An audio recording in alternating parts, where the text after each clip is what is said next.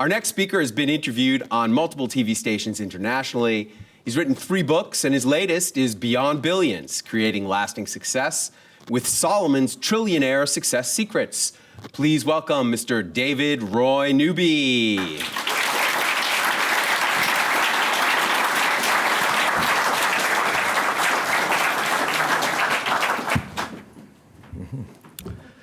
It is great to be with you guys.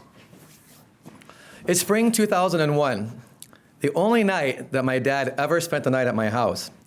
And my lovely, beautiful Filipina nurse wife goes off to the hospital to work midnight shift.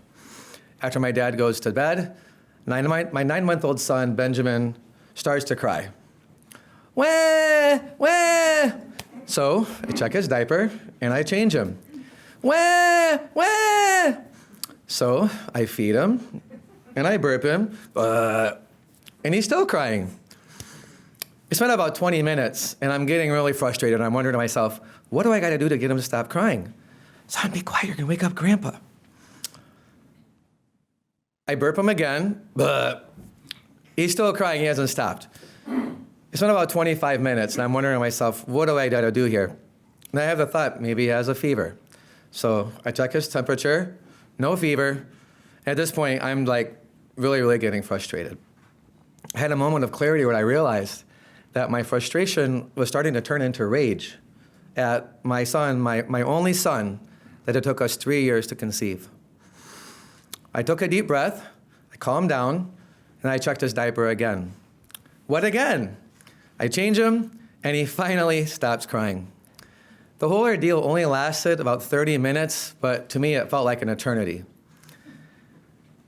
Amazingly enough, Grandpa slept through the whole thing as if nothing even happened. God bless Grandpa.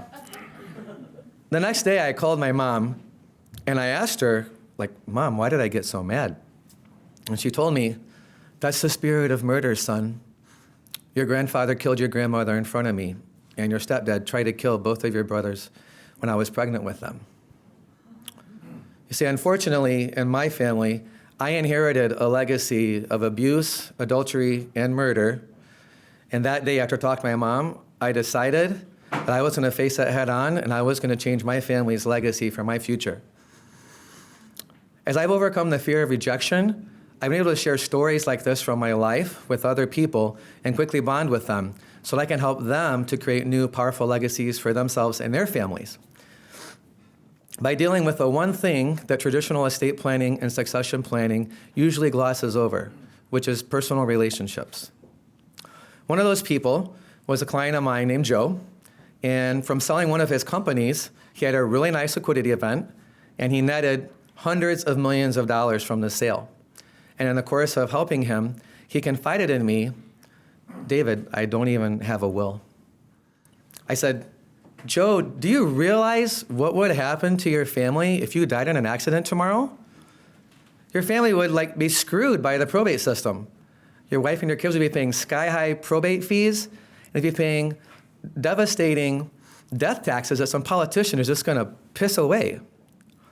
He told me, well, David, I never really thought about that. I guess I've been afraid to face my own mortality, and I've been embarrassed to even let my advisors know I don't have a will. I told him, Joe, you gotta face reality. You're over 60 years old. At a bare minimum, you need to get a will and trust put in place so that when you're no longer here, the charities that you care about and your family are gonna be supported long-term, to be supported by the success that you've worked so hard to achieve. Fortunately, with my and his other advisors' help, Joe was able to put his estate plan in order, and now his family will be benefited long-term from the success that he sacrificed so much to achieve for them. What do my story and Joe's stories have in common? It's the fear of embarrassment. I was embarrassed for my dad to think that I didn't know how to be a father and take care of my son. Joe was embarrassed for his advisors to find out that he didn't know how to face his own death. None of us wants to look dumb or like we don't have things figured out. And the more successful that we become, the more and more that other people expect us to have it all together. Don't let pride or the fear of embarrassment cause you to destroy your legacy. Get out of your comfort zone, have the wisdom to ask others for help.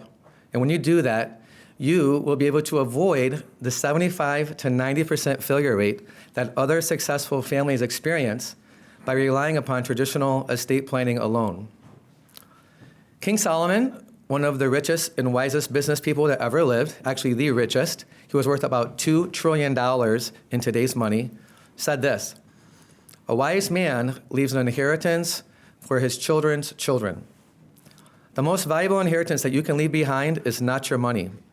It's the experience, the skill sets, and the values that you have accrued over your whole lifetime. And the great news is you can begin passing those things on to your family as a powerful legacy starting right now. Today, I'm glad to tell you my 2 sons are young men, and we are together creating a family legacy of adventure, achievement, and affirmation together. I invite you guys to join me and my family in being an intentional legacy builder today. Thank you very much.